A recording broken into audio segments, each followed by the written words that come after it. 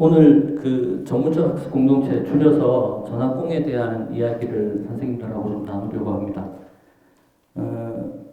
전학공 개념이나 뭐 이런 것들보다는 제가 생각하는 전학공의 의미, 그리고 학교에서 경험한 것들, 이런 것들을 좀 위주로 나눌 거고요.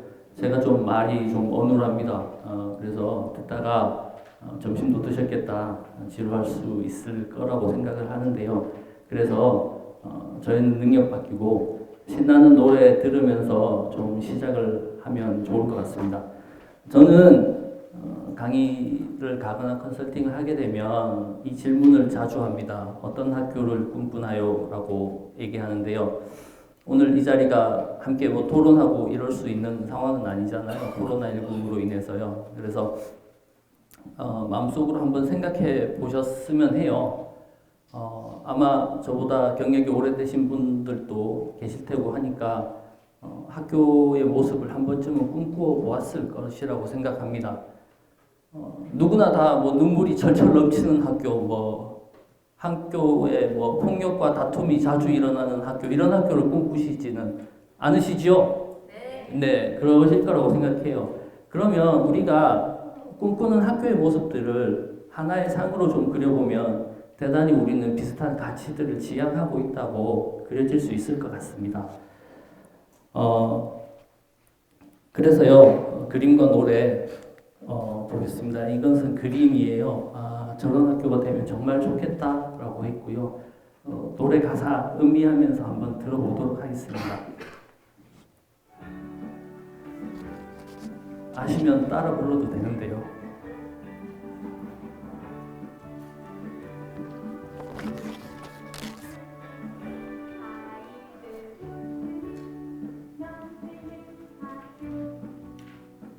날마다 새로움이 솟는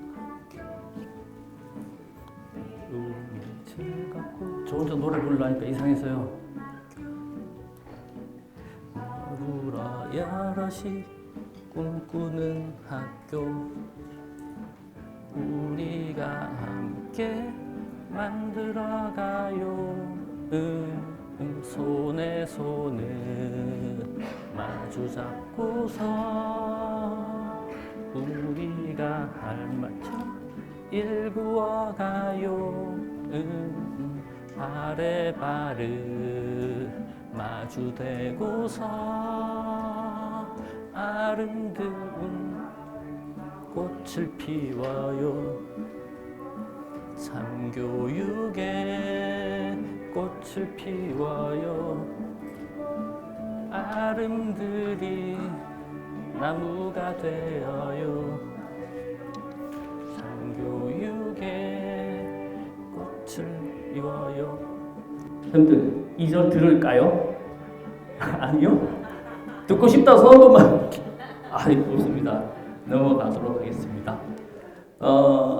가사를 보면요, 아이들 웃음이 넘치는 학교, 날마다 새로움이 샘솟는 학교, 배움이 즐겁고 신나는 학교, 더불어 여럿이 행복한 학교, 이런 학교들입니다. 다들 이런 학교 꿈꾸시는 거잖아요.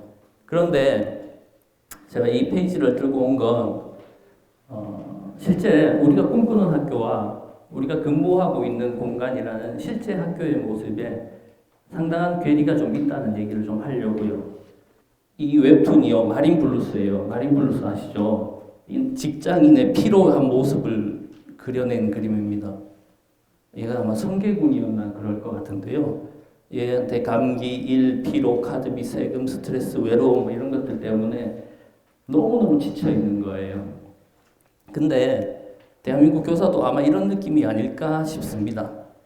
밑에 내가 깔려 있고 수업의 부담, 그 다음에 학교의 업무, 공문도 있고요. 학생으로 오는 스트레스, 학부모 민원, 각종 지역사회 이런 것들이 통합돼서 교사의 삶이 힘들다고 해요. 이 얘기는 지금까지 제가 대단히 감상적으로 만화, 웹툰으로 얘기했던 거고요. 그럼 과연 실제로 그럴까라는 걸 좀 살펴봤으면 합니다. 그런데 아니나 웬걸요? 실제로 그렇습니다. 2표입니다. OECD 평균의 9.5%의 교사들이 교사가 된 것을 후회한다고 하네요. 2015년도 자료입니다. 그런데 한국은요, 대한민국은 어떠냐면 20.1%예요. 여기는 아닐 거라고 생각해요. 열정이 넘치셔서 학교 밖 전문적 학습 공동체 대표자 선생님인데요. 선생님들이 일상적으로 만나고 있는 많은 선생님들 중 5명 중 1명은 교사가 된 것을 후회하고 너무너무 학교를 떠나고 싶어 합니다. 실제로입니다. 제가 얘기하는 게 아니고요. 2018 탈리스 조사에 의하면 그렇게 나옵니다. 객관적인 지표 하나 더 보여드릴게요. 왜 객관적인 지표 말하냐면요. 제가 말하면 신뢰성이 좀 떨어지잖아요. 그래서 또 있습니다. 사실은 저는 이 자료가 대단히 충격적이었습니다. 이게 앞에 게 명예퇴직 신청 건수거든요. 작년에 저도 학교에 근무하면서 명예퇴직을 한 분이 하셨어요. 6학급인데. 근데요, 명퇴 신청이 2월, 8월인데요. 쌤들, 2017년에 명퇴가 3,652명이에요.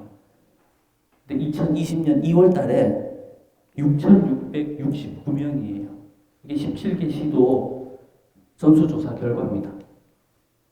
명퇴를 신청한다는 건 학교에 꽤 오래 근무하셨었잖아요. 노하우도 있고 경험도 있으신 분들이 명퇴 신청이 불과 4년 새 2배 늘었어요. 그것도 2월 자료로만입니다. 올해 어떻게 될지 몰라요. 훨씬 더 늘 것 같아요.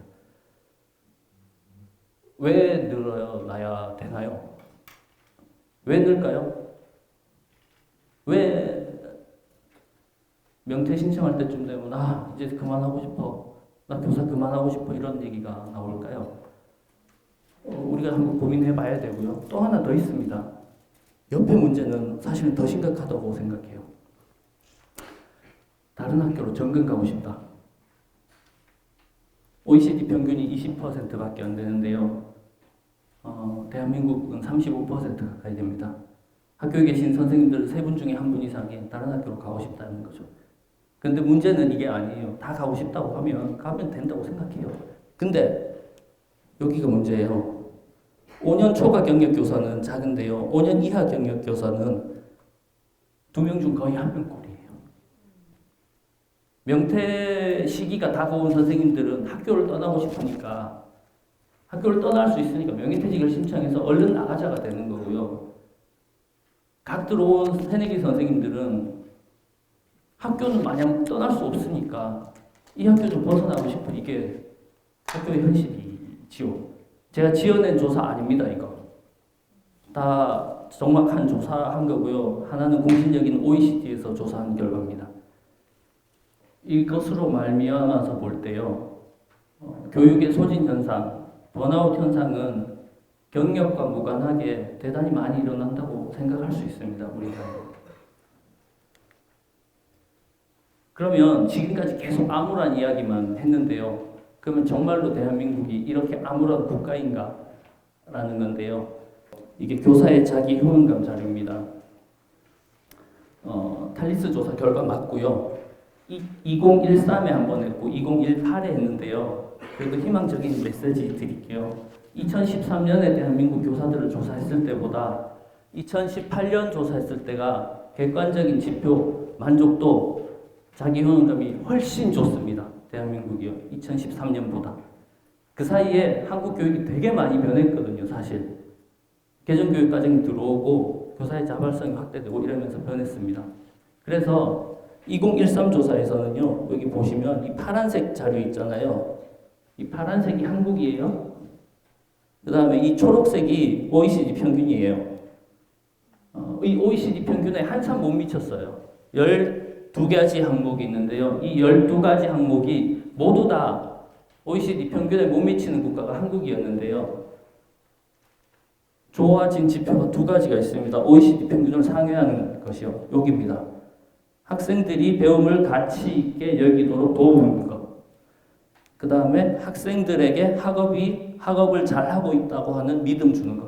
그러니까 선생님들이 학생에게 배움이 뭔지 가르쳐주고 학생들을 믿어주는 건 OECD보다 훨씬 더 평균적으로 봤을 때요. 잘하고 있다는 모양이죠.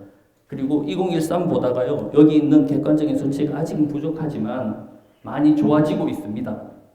하지만 다시 돌려서 보면 12개 항목 중에 2개는 괜찮지만 10개 항목, 거의 대부분의 항목에서 대한민국 교사들의 자기 효능감은 많은 나라의 자기 효능감보다 떨어집니다. 그런데요, 제가 왜 굳이 이 얘기를 하려고 하냐 하면 옆에 이거 얘기하려고요. 교사의 전문성 개발 유형이요.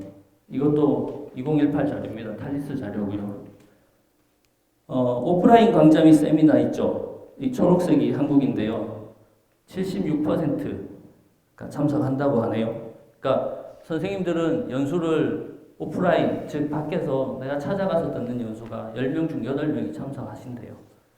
그다음 온라인 연수는요 91%예요. 이게 OECD 빨간색이거든요. 뭐 그냥 말할 필요도 없죠. 압도적이에요. 10명 중 9명이에요. 이로써 대한민국의 많은 교사들은 엄청난 시간을 연수에 투자를 합니다. 실제로 학교 현장에서 연수 때문에 힘들어 죽겠다 이런 사람들도 만나봤어요. 관찰 및 코칭도 한번 보세요. 엄청나죠? 이것만 그런 거 아니에요. 안 실려있는데요. 학교 방문하고요. 다른 기관 방문도 많아요. 2013 조사가 좀 더 자세했는데요.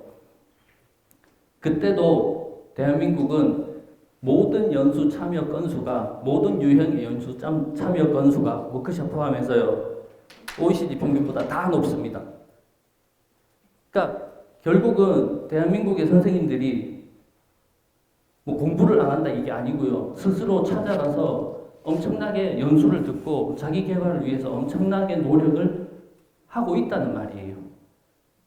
근데 문제는 자기 효능감이 직무 만족도는 왜 이렇게 떨어지냐의 문제였죠. 근데 제가 찾다가 조금 다른 자료를 발견했어요. 이겁니다. 네트워크 참여. 예전보다 전문적 학습 공동체 참여 인원이 엄청 늘어난 거 아시죠? 당연히 알고 있을 거라고 생각합니다. 어마어마하게 늘었는데요. 대한민국이 다른 지표들은 크게 변치 않았어요. 옛날부터 많이 했던 거예요. 온라인 연수, 오프라인 연수, 참여, 방문.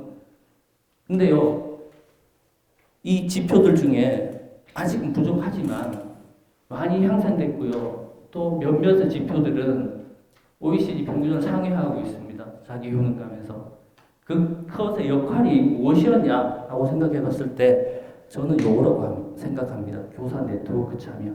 교사 네트워크가 지금 말하고 있는 사실 전학공이에요. 전학공.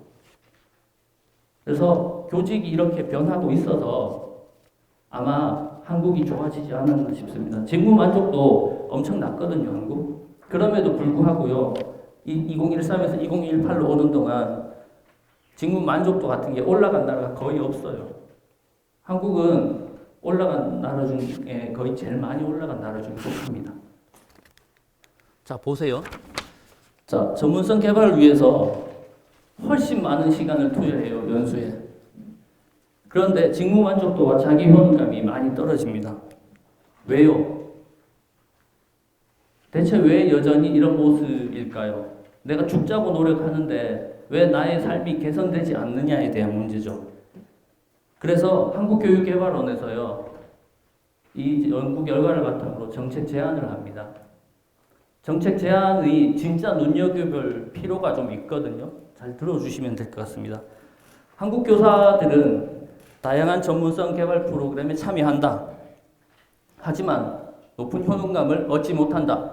물론 제가 저의 언어로 번역한 겁니다. 학술적 언어를요. 이러한 결과로 볼 때 교사의 연수 프로그램 자체를 좀 돌아봐야 된다. 이 얘기입니다. 교사의 전문성은 내용을 이해하는 것에서 연수가 주는 내용을 이해하는 것에서 넘어서 그 이해를 기반으로 교실 상황에서 실천함으로써 길러진다는 거죠. 그래서 교사의 전문성 개발은 교육의 변화로 나타나게 됩니다. 그리고 그러면 이 교사의 전문성을 개발하기 위해서는 제일 중요한 게 뭐냐고 여기서 얘기하는데요. 그건 교사의 전문적 자율성이라고 얘기합니다. 전문적 자율성은요, 이거예요. 구체적인 맥락, 즉 상황 속에서 문제 해결을 위해서 지식을 재구성하고 그것을 어떻게 해결할까 전략을 짜고 실천하고 피드백을 받아서 길러지는 게 전문적 자율성이에요. 그럼 생각해 보십시오. 구체적인 맥락이라고 하면 선생님들의 교육 현장의 구체적인 맥락이 가장 대표적인 곳이 어딘가요? 선생님들 어딘가요? 학교죠. 학교가 교실입니다. 근데 이 교실과 학교를요, 구체적인 맥락을 잘 아는 사람이 누군가요, 그러면? 교육부 장관이 잘하는 거 아니잖아요. 대학 교수가 잘하는 거 아니잖아요. 교사가 잘 알아요. 그것도 누가 잘하냐 하면요, 우리 반은 나, 그리고 내 옆에 선생님이 잘합니다. 이 말은 무엇이냐 하면요, 도움을 받는 건 연수를 통해서 교사의 전문적 자율성이 길러진다는 얘기가 아니거든요. 교사의 전문적인 자율성은 교실의 구체적인 상황을 알고 있는 나, 그리고 내 옆에 동료하고 함께 실행 전략을 맞대고 함께 실천하고 내가 그 동료 교사로부터 피드백을 받을 때 길러진다는 거예요.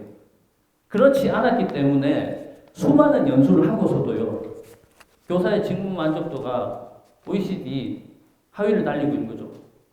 깜짝 놀라겠죠. 20%가 그만두고 싶대요, 학교를. 명퇴 신청은 4년 사이에 2배, 4배 늘었습니다. 5년 이하의 교사들은 45%가 학교 바꾸고 싶대요. 왜 이러냐고요, 이게. 교사의 전문적 자율성을 길러야 되는데 우리가 전문적 자율성을 기른다는 명목으로 시행한 것은 유명한 강사들 데려다가 놓고 한 연수였기 때문에 그렇다고 보는 거죠. 교육개정개발원에서 그래요. 교사가 긴장 상태, 스트레스, 그리고 소진의 이유를요, 저는 지금까지 교직 생활하면서 이게 과도한 업무, 학부모의 민원, 학생들의 일탈 행동인지 알았어요. 저는 지금까지 그렇게 알고 지냈거든요. 선생님들도 그것 때문에 힘들잖아요. 근데 직무 스트레스 분석 및 해소 방안 연구 자료를 보면요, 개발원 거 보면 교사가 스트레스 받고 소진되는 현상이 나타나는 원인이 이게 아니라고 얘기해요. 설명을 해보니까, 조사를 해보니까. 교사가 힘든 원인은요, 학교 안의 관계, 그리고 학교의 문화, 그리고 참여하는 기회, 이게 부족했기 때문이라고 얘기를 하는 거죠. 그러니까 결국 선생님들이 이렇게 떠나고 싶은 이유가요, 학생 가르치기 힘들어서, 학부모 민원이 힘들어서가 아니었다는 거죠. 스트레스 원인이요. 물론 그거일 수도 있어요. 그것도 있을 거라고 생각은 해요. 하지만 이렇게 많은 사회적인 현상이 되는 이유는요, 교직 안에서 쉽게 말해서 동료들을 통해서 전문적 자율성을 통해서 함께 성장하는 기회를 갖지 못하고 계속 학교라는 공간이 교사를 늘 고립된 개인으로 소외되게 내버려 두었기 때문이죠.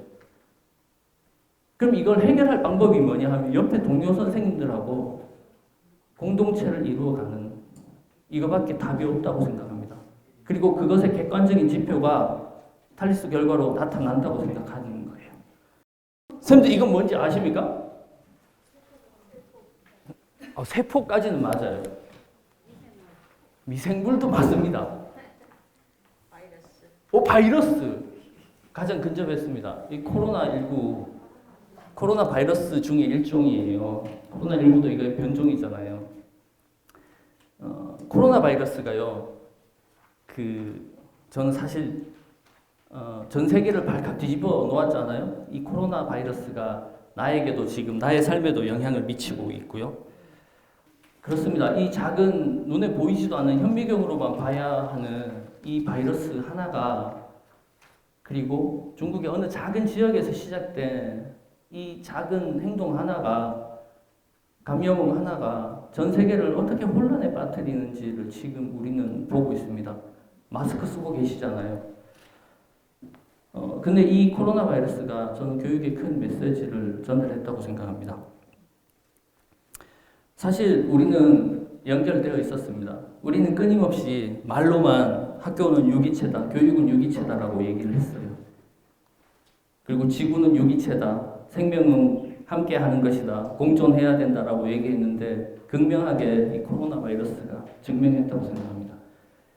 코로나 바이러스 하나가 일으킨 파장은 너무나 크고요. 이게 보여주는 것은 어느 연결된 우리의 고리 안에서 어느 작은 하나라도 무너진다면 모두가 무너질 수 있다는 것을 보여준다고 생각합니다. 교육도 마찬가지입니다. 학교도 마찬가지요. 선생님들 경험해 보셨을 겁니다. 학교에 어느 한 학생, 어느 한 학급에만 문제가 있어도 학교는 조용하고 평화롭지 않습니다. 학급의 격차가 많이 날수록 학교가 성장할 수 있는 가능성은 낮습니다. 코로나 바이러스는 그래서 우리 교육에 많은 메시지를 던졌습니다. 코로나19가 학교 현장에 가져온 의문이라고 정해보았는데요.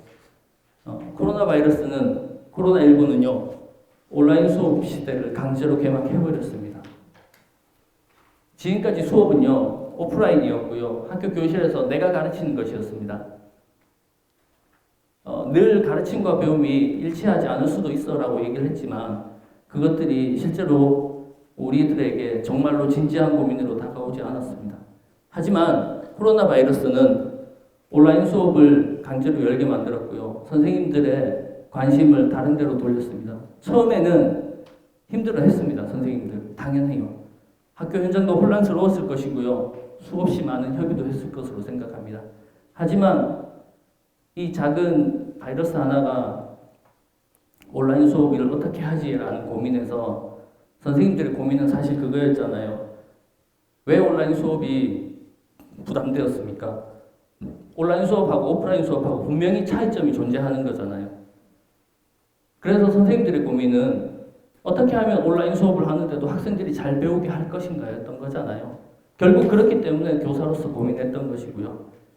온라인 수업이 코로나 바이러스가 학교 현장을 정말로 배움 중심으로 확 돌려놨습니다. 선생님들이 학생의 배움이 무엇인가에 대해서 고민하게 만들었고요. 그 두 번째는요, 교육의 장을 변화시켰습니다. 지금까지 배움이 일어나는 공간은 모두 다 학교였습니다. 그런데 이 학교가 더 이상 학생들이 모일 수 없는 교육의 장이 안 되면 이걸 어떻게 해야 되냐의 문제였죠.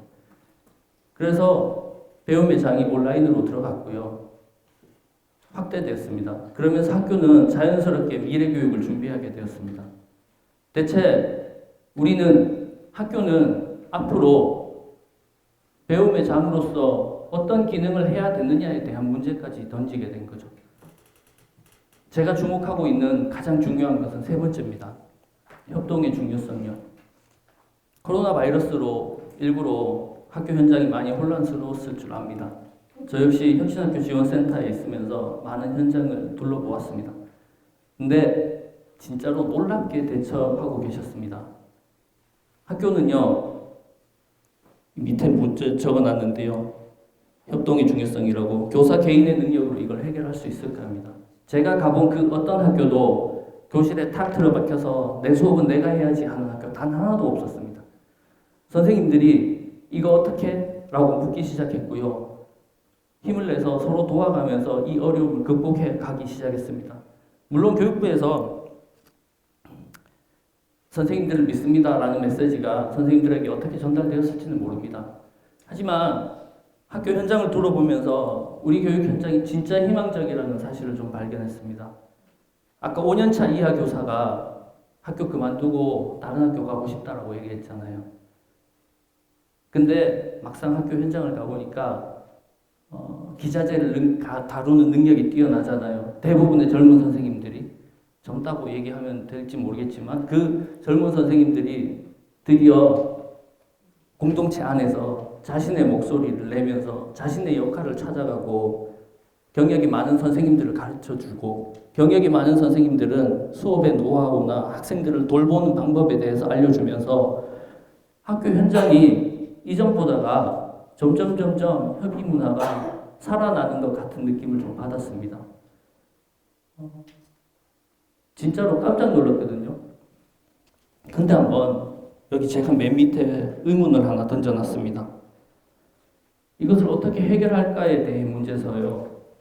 과연 연수로 온라인 개학의 준비가 가능했을까라는 질문을 선생님들한테 진짜 던지고 싶습니다.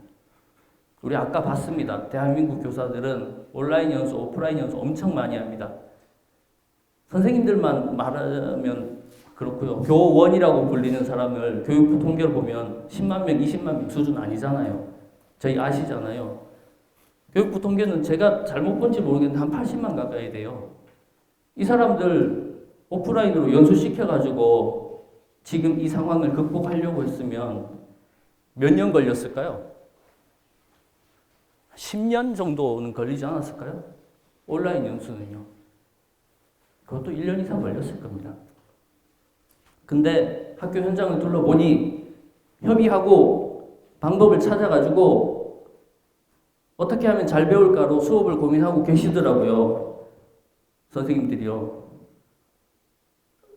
그게 전문적 학습 공동체거든요. 전문적 학습 공동체가 무슨 엄청나게 큰 계획 세워가지고 멋지고 화려한 보고서 만들어내고 어디 막 자랑하러 돌아다니고 이게 전문적 학습 공동체 아니거든요. 실제로 전문적 학습 공동체가 학교 안에 엄청나게 큰 변화를 가져오고 있다는 사실을 저는 이번에 엄청나게 크게 깨닫게 되었습니다.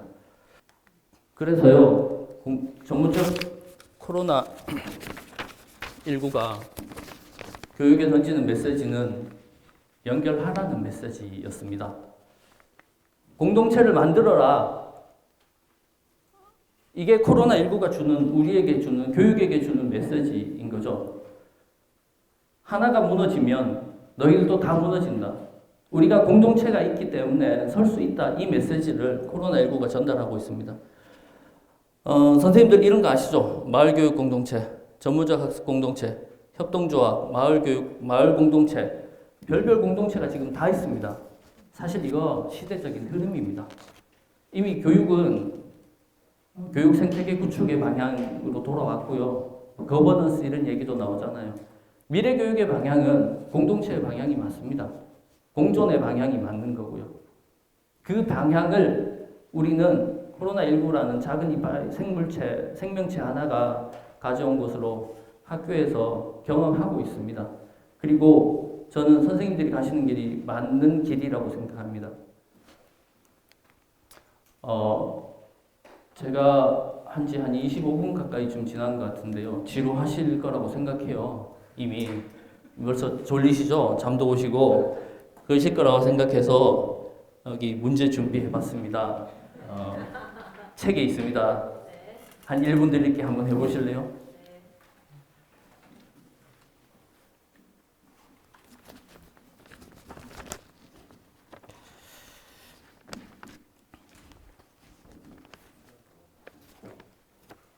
혹시 어렵습니까? 아니죠. 저희 지금 전문적 학습 공동체 워크샵 맞잖아요. 그죠? 그래서 답은 공개하지 않고요. 옆 사람하고 맞춰보십시오. 전문적 학습 공동체처럼 옆 사람한테 답이 있습니다. 이런 얘기 하잖아요. 현문현답. 현장에 묻고 현장이 답하는 게 전문적 학습 공동체의 기본입니다. 전문가는 외부에 있는 전문가를 얘기하는 게 아니고요. 교사가 전문가가 될 때, 전문적인 지위를 차지할 때 진짜 학교가 전문적 학습 공동체로 태어날 수 있는 것 같아요.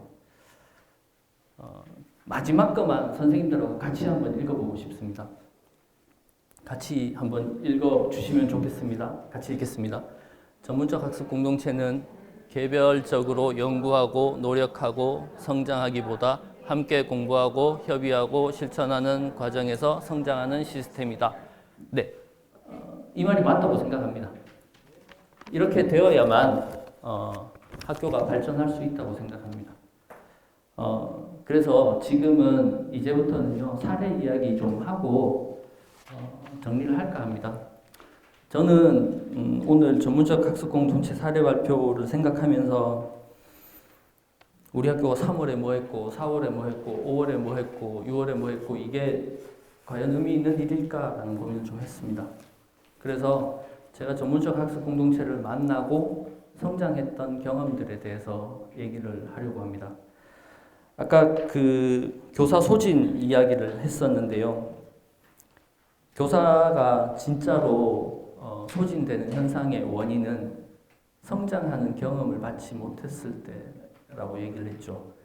이 얘기를 들은 건 예전에 연구회에서 연세가 아주 지긋하신 분이요. 정년도 거의 코앞에 다 오신 분이 전체 앞에서 수업 공개를 하셨어요. 이렇게 많은 사람들 중 앞에서 수업 공개를 하고 나서 그러시는 거예요. 내가 지금까지 교직 생활을 돌이켜보니 말썽 피우는 학생들도 많았고 학부모님들도 너무 힘들었는데 그것들은 시간이 지나니까 또 잊혀지기도 하고 또 학생들은 때로는 추억이 되기도 하는데 내가 진짜로 견딜 수 없이 힘들었던 때가 언제냐를 내가 퇴임을 앞두고 살펴보니까 내가 학교 안에서 진짜로 조금도 성장한다는 느낌 없이 계속 정체되어 있다 이럴 때 정말 힘들었었다라고 얘기를 하시더라고요. 그 얘기를 하면서 들어가겠습니다. 저는 학교 밖에서 전문적 학습 공동체를 먼저 만났고요. 그 다음에 그 전문적 학습 공동체를 다시 학교 안에서 만나고 그 학교 안에서 만남을 다시 저의 성장의 기회로 학교 밖으로 발전시켜 나갔던 그 경험들을 이야기하려고 합니다. 학교 안에서 계획을 어떻게 세웠고 우리의 약속이 무엇이고 이것은 제가 해야 될 이야기가 아닌 것 같습니다. 학교 안에 구성원들이 협의해서 해야 될 이야기인 것 같아요. 저는 사실 전문적 학습 공동체를요, 동아리라는 명칭으로 먼저 만났습니다. 아마 이거 2023년 뭐 이럴 때부터 거의 있었을 거고요. 선생님들 다 아시잖아요. 아까 봤다시피 교사 네트워크의 형태는 다양합니다. 그것들을 지금 우리는 이제서야 전문적 학습 공동체라고 불리우는 것이고요. 사실은 전문적 학습 공동체의 전 단계, 뭐 똑같은 모습이지만 그 시절의 이름은 동아리였습니다. 동아리라는 명칭을 사용한 것도 뭐 대학교 때는 있었지만요. 그 처음에 어떻게 만났냐 하면 우리 학교가 제가 있던 학교에 아주 짧은 컨설팅을 한번 하러 오신 선생님이 있었습니다. 그래서 컨설팅을 받고 나니까 좀 고민이 됐습니다. 진짜 내가 수업에 대해서 고민이 좀 부족했구나 하는 생각을 하게 됐죠. 그래서 그 선생님한테 연락을 드렸습니다. 저도 같이 공부 좀 하고 싶습니다. 연락을 드렸더니 흔쾌히 좀 허락을 해주셔서 같이 참여하게 되었습니다. 뭐 사실 앞에 써 있다시피 아주 적은 인원으로 하기도 했어요. 작으면 3명, 4명 뭐 이렇게도 모이고요. 많아봤자 한 10명 뭐 이렇게 모여서 시작했습니다. 그렇게 이제 하루 이틀 지나고 나니까 고민이 많았거든요. 내가 이 상태로 이렇게 선생님 할 수 있을까라는 고민이 많았고, 근데 진짜로 신기하게도 함께 모여가지고 이야기를 하니까 내가 조금씩 성장한다는 느낌이 좀 생기더라고요. 그래서 그 자리가 자유롭게 고민도 나누고 수업 이야기도 하는 게 좋았어요. 사실 이때까지 진짜 잘 몰랐었던 것 같아요. 학교 안에는 이런 사람 못 찾을 거야 이렇게 생각했던 것 같아요. 제가 학교 밖에 왜 유명한 강사 선생님들 있잖아요. 밖에 나와서 막 컨설팅 많이 하고 강의 많이 하는 이런 분들, 그런 분들을 찾아야 내가 뭐 도움이 되고 받아 먹을 게 있을 것 같아? 뭐 이런 생각이었던 것 같아요. 그래서 여기에서 같이 고민을 하면서 참 신선했어요. 수업을 이렇게 해야 돼 라고 얘기하는 게 아니고 이 수업을 통해서 학생들이 어떻게 성장하길 바래? 이 수업에서 진짜 애들이 배워야 되는 게 뭐야? 이런 얘기를 하니까 너무 신선하기도 하고요. 내가 왜 저렇게 생각을 하지 못했을까? 나는 진짜 학생들한테 지식을 가르치고 주입하려고만 노력했던 걸까? 하는 의문이 되면서 자기 고민이 되더라고요. 그렇습니다. 모든 것은 자기 고민에서 출발하는데요. 그 고민을 가지고 1년을 좀 생활하고 나니까 사람이 좀 변하더라고요. 그 실제 모습이었어요. 저희 모여가지고요. 뭐 다른 거 한 거 없습니다. 수업 이야기하고요. 어떻게 하면 수업 잘할 수 있을까 고민하고요. 실제로 수업했던 거 보고 함께 이야기 그냥 나눈 것 뿐이에요. 다만 우리가 나눴던 이야기는 나 같으면 이랬을 텐데 이 얘기 말고요. 이 학생들이 이 수업을 통해서 배우는 게 진짜 뭐지? 이런 고민을 했던 거예요. 그러고 나니까요. 처음으로 수업에서 내가 아니고 배움이라는 게 좀 보이더라고요. 그래서 이때 느낌이 이랬습니다. 진짜 저 좀 뿌듯했거든요, 사실. 내가 성장하고 있구나 하는 느낌을 좀 받았습니다. 근데 고민이 좀 되더라고요. 학교 안에서도 해보고 싶다. 아직까지 이때까지만 해도 옆에 계신 선생님들한테 저는 동료로서의 믿음이 좀 부족했었던 것 같습니다. 이런 고민들이 좀 돼서 해보고는 싶은데, 그래서 만약에 이렇게 하면 희망이 생기는 거잖아요. 학교가 진짜 좀 변할 수 있을 것 같아. 우리가 이제 공동체가 되면 함께 할 수 있을 것 같아 라는 생각이 좀 들었고요. 두 번째 든 생각이, 그때까지만 해도 학교가 안 그런 척 하지만 행사 중심, 업무 중심으로 많이 돌아가잖아요, 실제로. 저런 얘기들이 학교에 오고 가면, 저런 수준 높은 얘기들이 학교에 오고 가면, 저런 가치 지향적인 얘기들이 학교에 오고 가면 학교가 진짜 학교의 중핵이 수업으로 바뀌지 않을까 하는 생각이 든 거죠. 그래가지고요, 하자고 했어요. 그때 이제 되니까 동아리라는 말보다는 이런 얘기가 생기더라고요. 수업탐구 교사 공동체, 전문적 학습 공동체, 이런 얘기들이 막 생겼어요. 그래서 학교 밖에 있었던 배움들을, 학교 밖 전학공의 배움을 학교 안으로 좀 들어온 거죠. 그러면서 진짜로 한 단계 성장할 수 있었던 것 같아요. 전문적 학습 공동체로서요. 제가 존경하는 선생님께서 용기는 언제 생기냐 이런 질문에 나설 때 생긴다 그러더라고요. 그래서 선생님들도 나서면 용기가 생깁니다. 저 오늘 엄청 용기 내서 나왔어요. 저 사실 유튜브 영상 찍는 거 알고 있었거든요. 그래가지고요, 엄청 긴장하고 왔어요. 진짜 하나도 긴장되는 게 아니었어요. 저 자료 저작권은 어떡하지? 사람들 얼굴은 어떡하지? 뭐 이런 고민을 엄청 했거든요. 그래서 어쨌든 나섰어요. 정확히 이런 문자는 아니었고요. 간단히 요약하면 이런 거예요. 저는 이때가 6학년을 했었던 것 같은 기억인데요. 선생님들 만나서 수업 이야기 좀 하고 싶어요? 희망하시면 땡학년 교실로 좀 와주세요. 그럼 안 되면 책도 보고요, 차도 한잔 하시고요, 얘기도 좀 해요, 학교 이야기 좀 해요, 이렇게 얘기했어요. 그랬더니요, 제가 너무 놀란 거죠.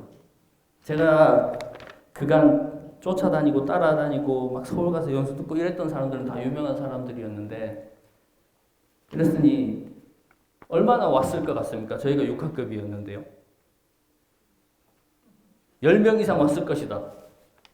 아무도 손 안 들 줄 알았습니다. 그럴 줄 알았어요. 10명 이상 안 왔고요. 그런데 진짜 거의 대부분 오셨어요.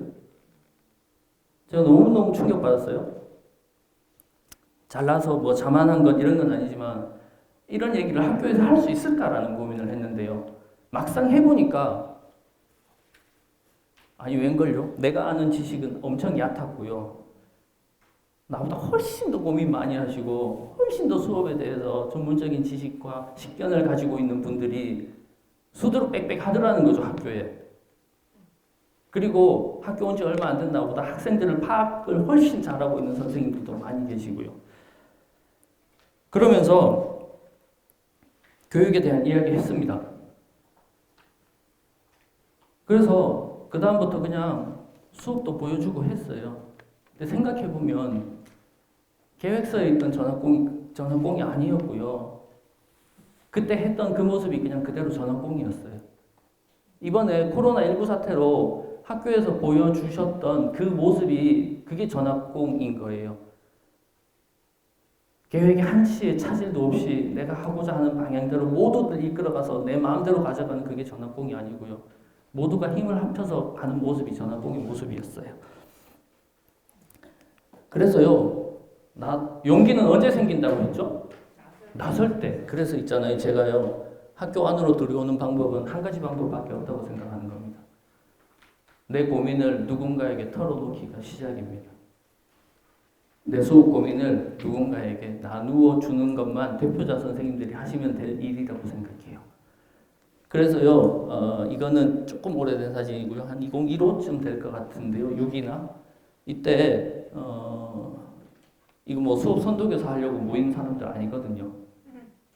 제가 그냥 불렀어요. 다른 학교에 있는 선생님도 우리 학교에 있는 선생님도. 왜냐하면 용기는 나설 때 생긴다고 하니까.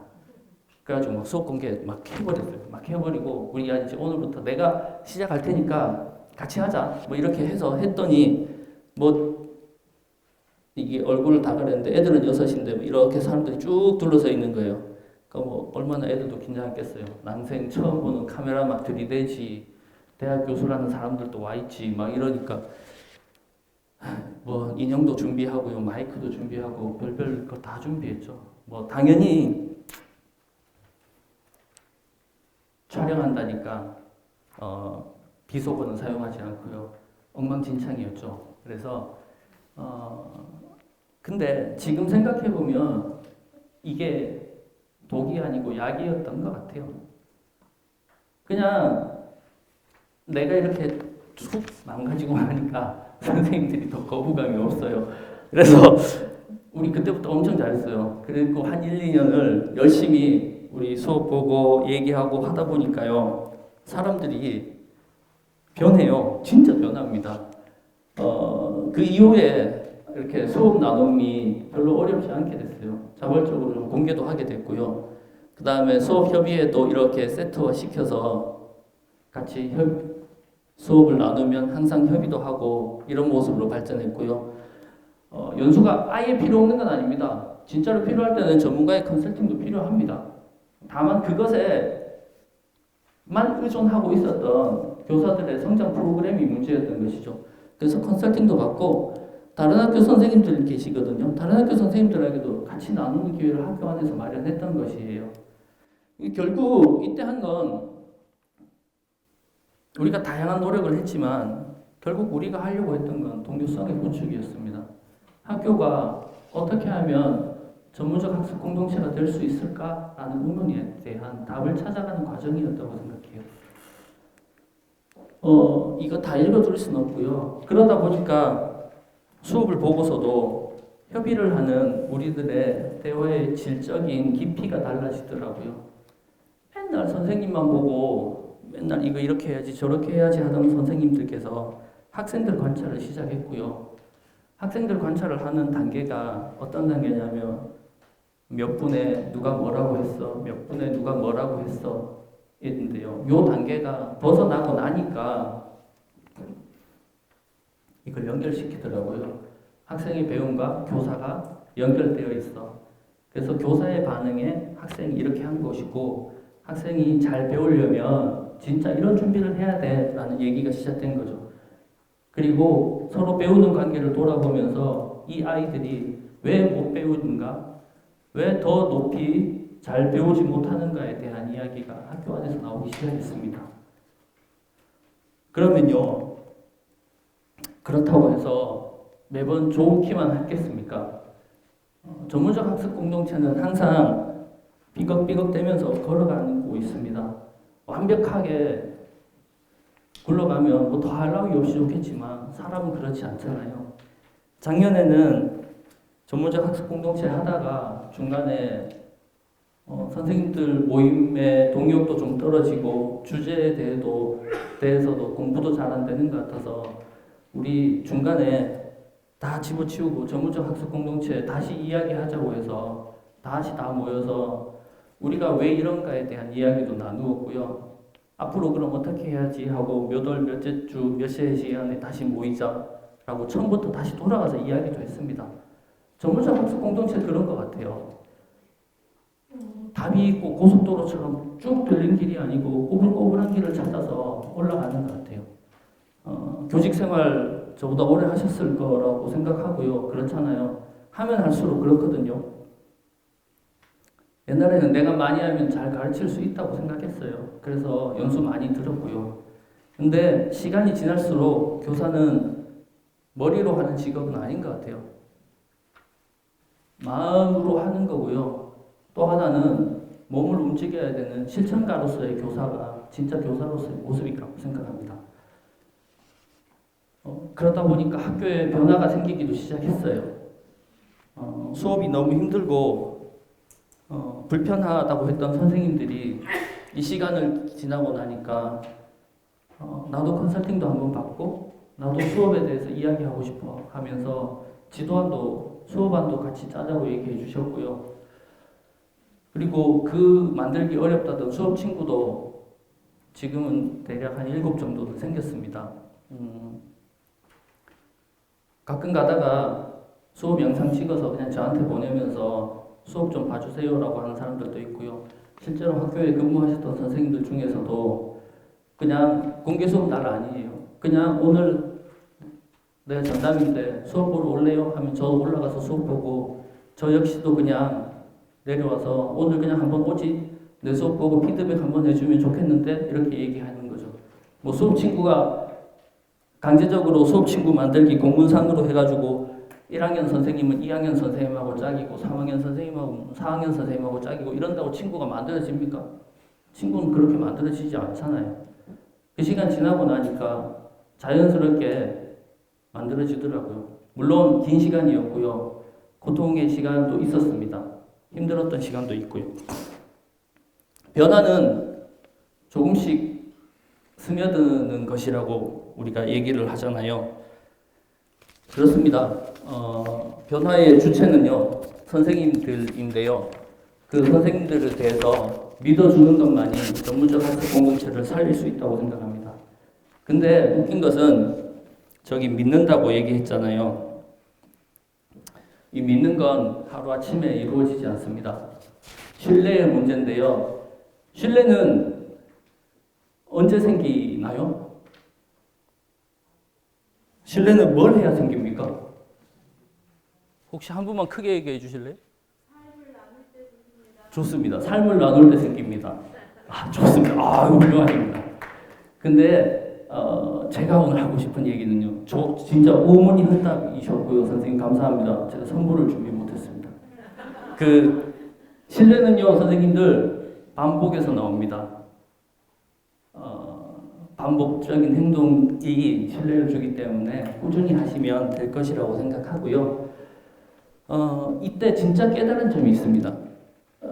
제가 던진 물방울은 아주 작은 물방울이죠. 수업 잘하고 싶은데 어렵다. 그래서 그냥 나 좀 도와줘. 말하기도 부끄러우니까 메신저로 보냈죠. 근데 선생님들 만나고 나니까 이걸 깨닫게 된 거예요. 와, 진짜 우리 학교에 이렇게 훌륭한 사람이 있었다니.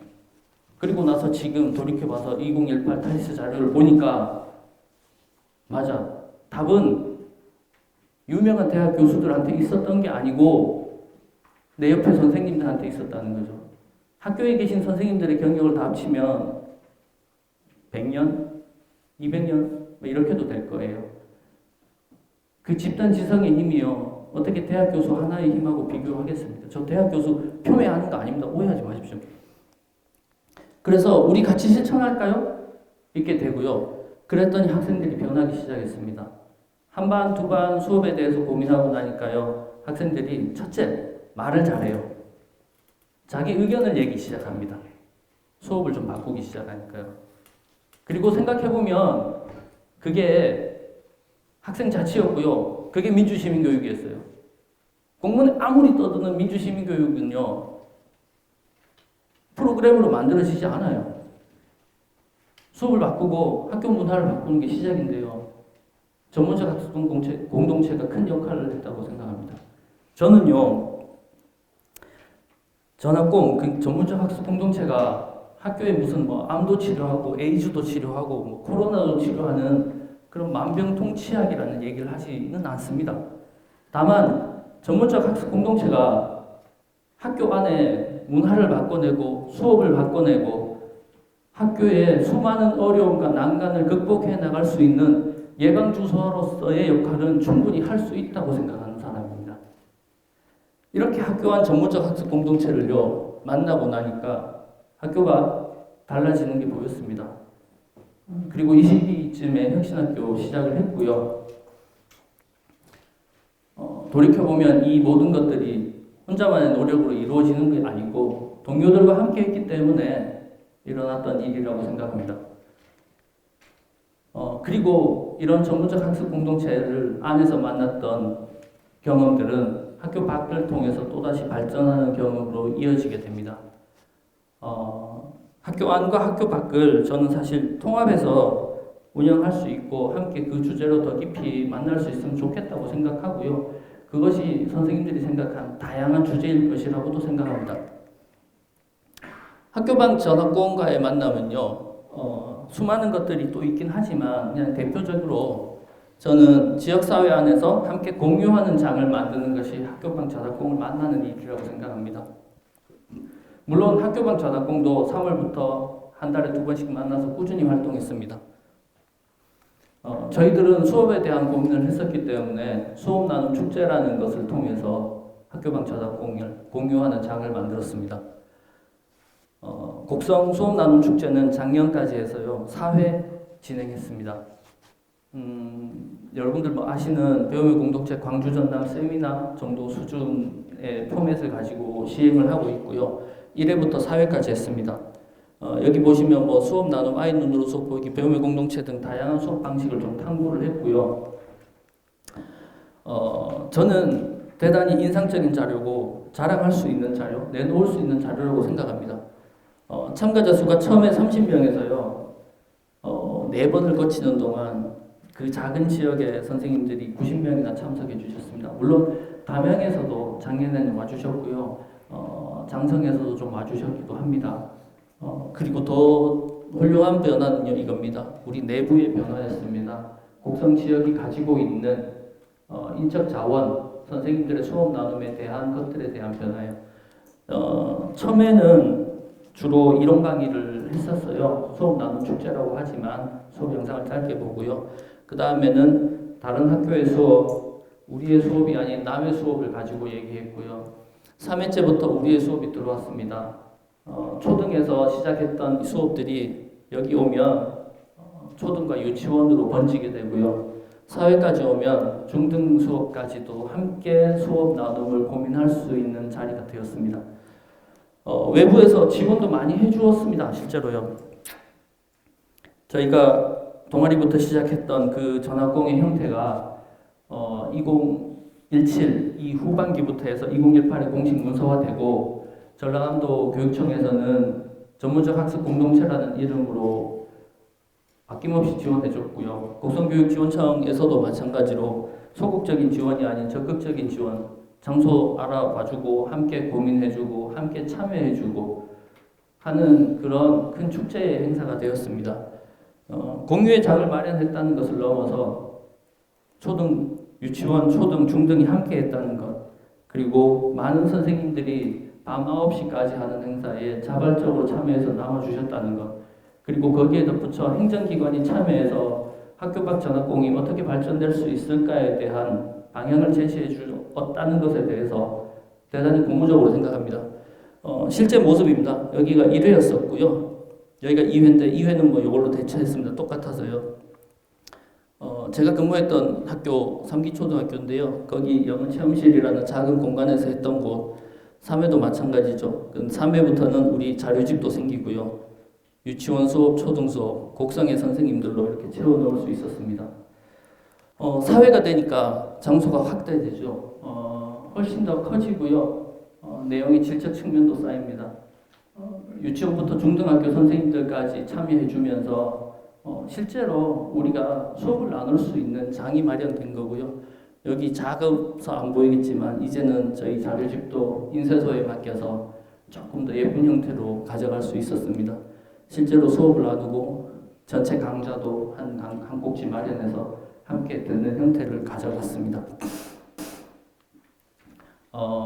산림문화재청에서 내건 현수막이었습니다. 쓰러지는 나무는 있어도 쓰러지는 숲은 없다. 그렇습니다. 학교가 초반에 얘기했습니다. 고립된 개인으로서의 교사로서, 고립된 개인으로 교사로서, 소외된 교사로서 존재를 하면 학교는 항상 외부 공격에 취약하고요. 무너질 수밖에 없는 구조가 됩니다. 그 현상이 번아웃 소진 현상이었고요. 그 현상에 우리나라의 교육 현실을 학교를 떠나고 싶다는 사람을 많이 만들게 되었습니다. 네트워크가 형성이 되면서 자료에서 보셨다시피 자기 효능감과 직무 만족도가 올라갑니다. 그리고 할 수 있고 전문성이 강화된다고 봅니다. 저는 학교에 계신 저를 믿는 게 아니고요. 학교에 있는 옆에 계신 선생님들을 믿습니다. 주변에 선생님들 많이 계실 것이라고 생각하고요. 그리고 공동체가 가진 힘을 믿는 것이 전학공을 일어서게 하는 힘이라고 생각하고요. 전남교육을 발전시키는 힘이라고 생각합니다. 이호덕 선생님, 내가 무슨 선생 노릇을 했다고 봅니다. 선생 노릇하기 힘들었는데요. 저는 전학공이 이것들을 찾아낼 수 있을 것이라고 생각합니다. 아이들 웃음이 넘치는 학교, 날마다 새로움이 샘솟는 학교, 배움이 즐겁고 기쁜 학교, 더불어 여럿이 행복한 학교가 전학공을 통해서 선생님들의 삶에 꽃피우기를 희망하겠습니다. 감사합니다.